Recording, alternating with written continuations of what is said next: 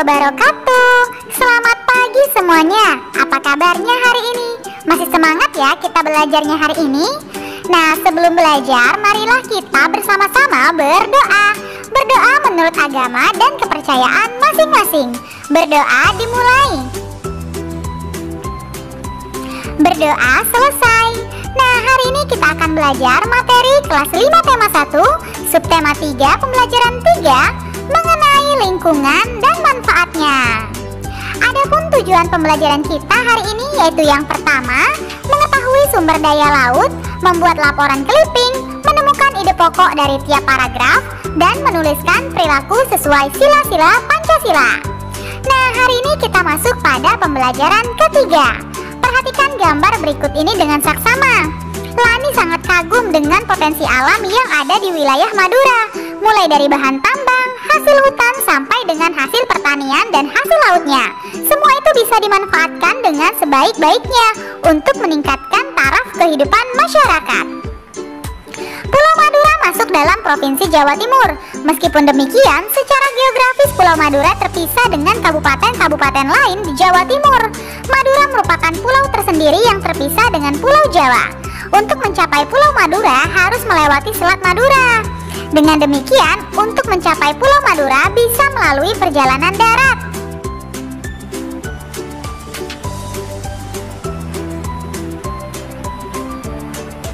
Nah, kondisi Pulau Madura yang terpisah dengan Pulau Jawa tersebut merupakan contoh kecil kondisi geografis Indonesia pada umumnya.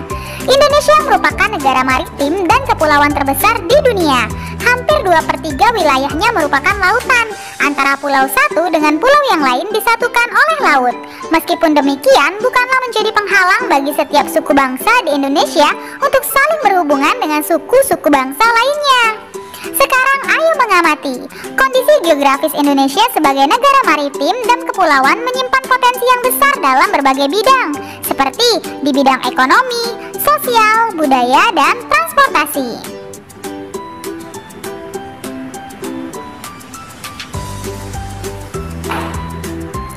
Wilayah Indonesia yang berupa kepulauan antara pulau satu dengan yang lainnya disatukan oleh laut, mengakibatkan bervariasinya potensi yang dimiliki oleh bangsa Indonesia. Nah, keberagaman yang disebabkan adanya perbedaan antara pulau satu dengan pulau lainnya ini tidaklah menjadi pemecah dan perenggang, namun justru menjadi pemersatu, karena antara yang satu dan yang lain bisa saling melengkapi.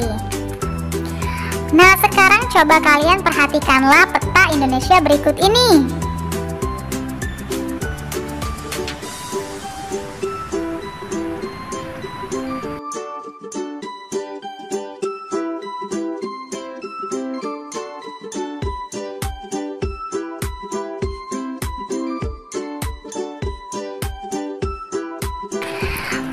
Kondisi geografis Indonesia sebagai negara maritim terhadap kehidupan ekonomi masyarakat. Kondisi geografis sebagai negara maritim dan kepulauan membawa banyak keuntungan bagi bangsa Indonesia. Wilayah laut Indonesia yang sangat luas telah diakui secara internasional sebagai negara maritim yang ditetapkan oleh UNCLOS pada tahun 1982. Hal ini berarti bangsa Indonesia diberi kewenangan untuk memanfaatkan potensi sumber daya lautnya. Cakupan wilayah yang sangat besar dan luas, tentu saja laut Indonesia mengandung keanekaragaman sumber daya alam laut yang sangat potensial, baik hayati maupun non-hayati. Nah, semua potensi alam tersebut tersedia dalam jumlah yang besar dan tersebar di seluruh wilayah Indonesia.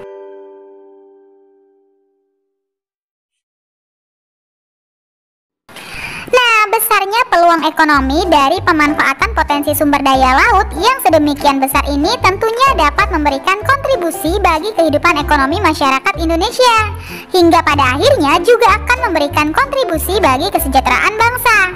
Kelompok masyarakat yang bisa merasakan langsung potensi kekayaan sumber daya kelautan ini adalah masyarakat yang berada di pesisir. Banyak jenis pekerjaan yang bisa diusahakan. Sekarang ayo berlatih. Kelompok masyarakat yang bisa merasakan langsung potensi kekayaan sumber daya kelautan ini adalah masyarakat yang berada di pesisir. Ayo, sebutkan jenis-jenis usaha atau pekerjaan yang berkaitan dengan pemanfaatan sumber daya alam laut di Indonesia.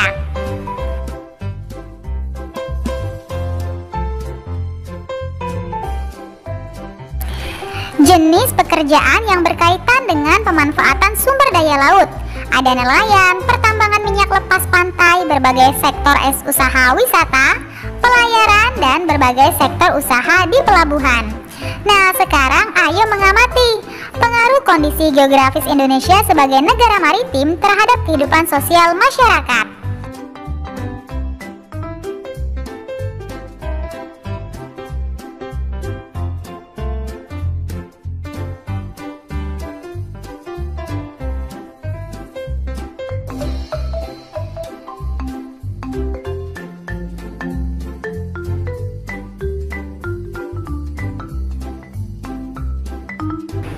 Nah, berikut ini ada beberapa dampak yang diakibatkan oleh letak dan kondisi geografis bangsa Indonesia sebagai negara maritim atau kepulauan.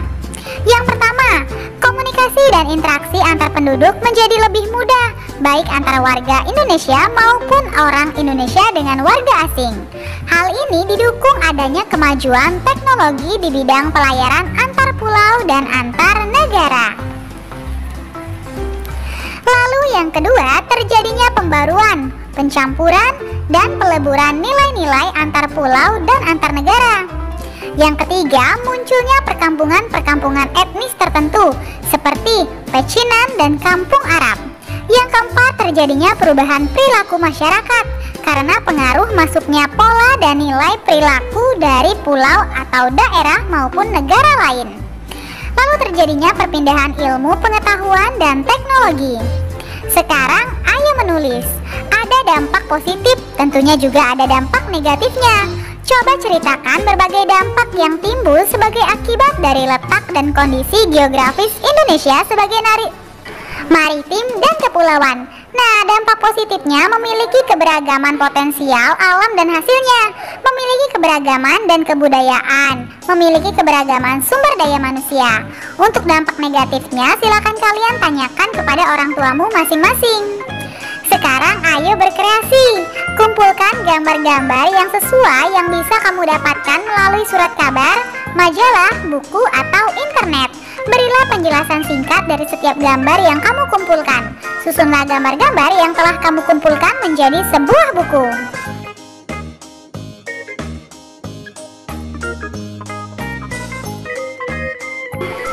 Sekarang ayo menulis. Susunlah laporan singkat mengenai clipping yang telah kamu buat. Kemudian presentasikan di hadapan guru dan teman-temanmu. Berikut format laporan clipping seperti berikut.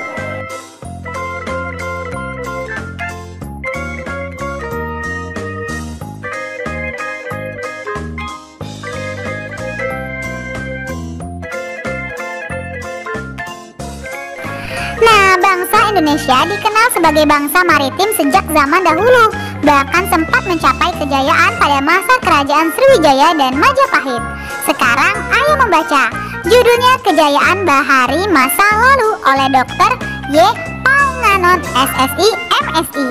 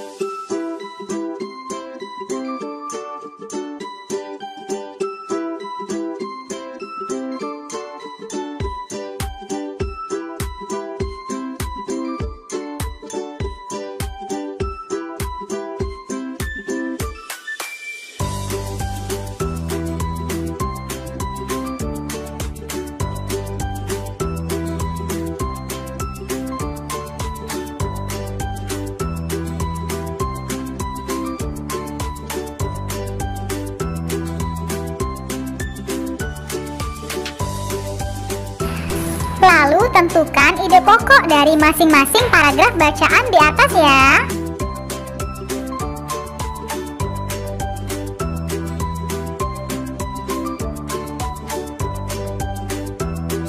Misalnya pada paragraf pertama, ide pokoknya adalah sejarah telah mencatat bahwa kejayaan bahari bangsa Indonesia sudah lahir sebelum kemerdekaan.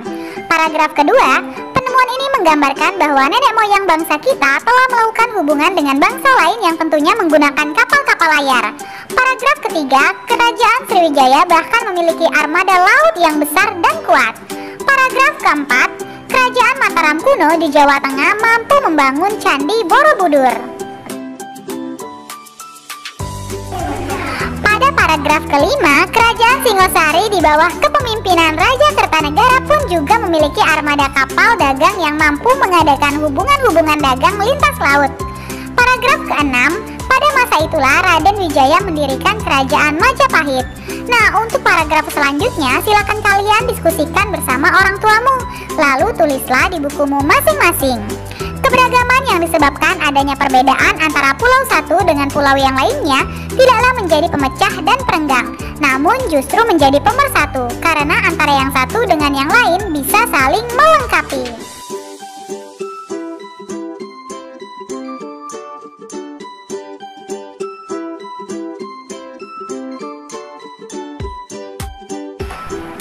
Nah, tahukah kamu meskipun terdiri atas 5 sila, namun Pancasila itu merupakan satu kesatuan yang utuh. Pancasila diumpamakan sebagai satu paket lengkap yang menopang negara kesatuan Republik Indonesia. Adapun nilai-nilainya, perhatikan baik-baik. Setiap sila yang membentuk Pancasila merupakan unsur yang mutlak yang membentuk kesatuan, bukan unsur pelengkap. Artinya, satu sila menjiwai dan dijiwai oleh sila-sila yang lain. Setiap sila yang membentuk Pancasila juga sebagai satu kesatuan yang mutlak, tidak dapat ditambah dan dikurangi. Oleh karena itu, Pancasila tidak dapat diubah menjadi Trisila atau Ekasila. Sekarang ayo berlatih untuk menambah pemahamanmu bahwa sila-sila dalam Pancasila merupakan satu kesatuan yang utuh dan setiap sila dijiwai dan menjiwai sila yang lain.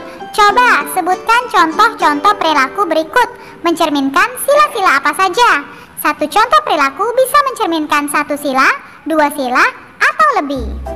Misalnya pemilihan ketua kelas mencerminkan sila keadilan sosial bagi seluruh rakyat Indonesia, persatuan Indonesia, kerakyatan, dan kemanusiaan yang adil dan beradab.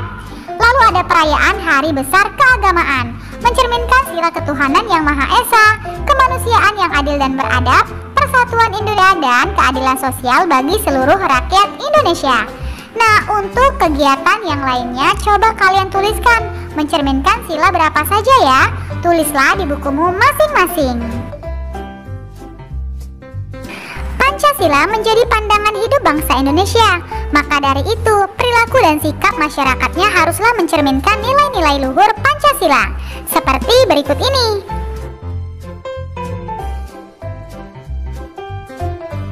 Nah, salah satu contoh pengambilan keputusan yang sesuai dengan nilai-nilai Pancasila adalah pelaksanaan musyawarah untuk mencapai mufakat. Mufakat adalah kebulatan pendapat atau suara dari peserta rapat. Nah, sekarang buatlah laporan mengenai pengambilan keputusan yang sesuai dengan nilai-nilai Pancasila. Laporan yang kamu susun bisa berdasarkan pengalaman pribadi atau kelompok.